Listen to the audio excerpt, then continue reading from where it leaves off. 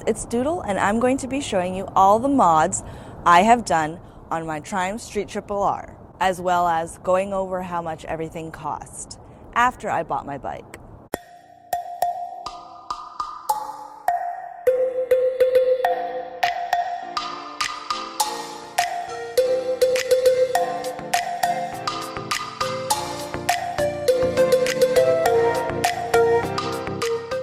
These mods are pretty good if you're a short and maybe clumsy rider.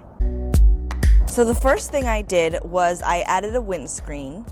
I just got the same one that Kate had because when I test rode her Triumph Street Triple R, I loved her bike. So this is the Dart Fly windscreen. The install was really weird. You had to disconnect wires and the dash. Cody did it for me. It's really nice having an engineer boyfriend sometimes. And I'm just gonna be honest, I don't really notice much of a difference on the highway with it. Oh well, too late, it's on.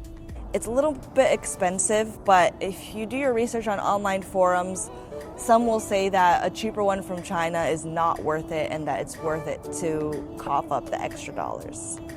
I also had the bike lowered.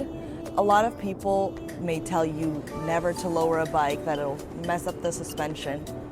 But since I had test ridden Kate's bike and absolutely loved that bike, and it had been lowered with the same kit, I took it to CaylorMade Powersports, and they have decades of experience in racing and working on their own bikes, so I felt like it was safe to do it in this case. So I used the SOUPY lowering kit with the adjustable kickstand, since the stock kickstand wasn't going to fit anymore after I had it lowered. I only had it lowered 1 inch, but that was all I needed to have enough leverage to be flat-footed and be able to control my bike anytime it got past 90-degree angles. Even though this adjustable kickstand makes my bike look like the Terminator, I'm okay with that since the original kickstand was just too long once it got lowered. As far as drop protection, I went a little bit overboard, especially since I know myself and also since I've been taking a slow speed skills class. I got protection on the handlebars, these RNG racing bar ends. I originally got a frame slider, which you can see is pretty dinged up from a previous drop, and my oil tank also got dinged up. Because of that, I also added these bar end after the fact, just for some more protection. The only drawback to getting the cage installed is that in order to fit the cage, they had to remove the cute red side panels, which I'm kind of bummed about, but priorities. And then towards the back, you can see that I added RNG spools that are really for just putting my rear stand on, but I got some bigger ones so that they would act as drop protection as well.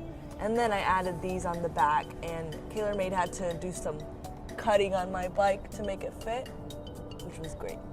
Another thing I'll probably do is get some turn signal lights in the front and the back that don't stick out as much, and that'll be added drop protection.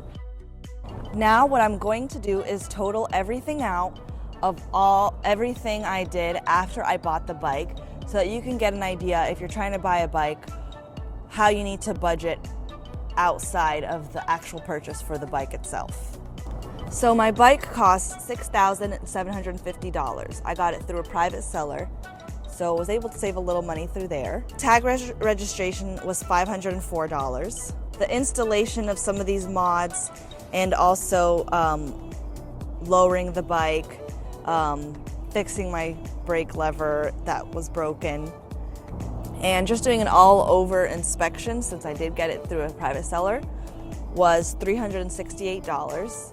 And then I realized that the previous owner never took this to get its break-in service by a certified Triumph dealership. So I took it to Hourglass Cycles in Beaufort to do a certified break-in service, and that cost $356. So the cost of those things and also all the mods that I purchased separately made the whole bike cost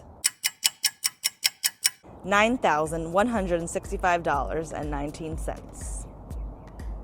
So that's a lot more than I was expecting to spend after I got my first bike. So just keep in mind whenever you're budgeting to buy your bike that there are going to be some expenses afterwards. Anyways, I hope that helps. Thanks so much for watching. Let me know if you have any really good mods for your bike in the comments, what you've added. If you want to support this channel, you can find me on Patreon, or you can find some of my designs on Teespring. Thanks for watching. Bye.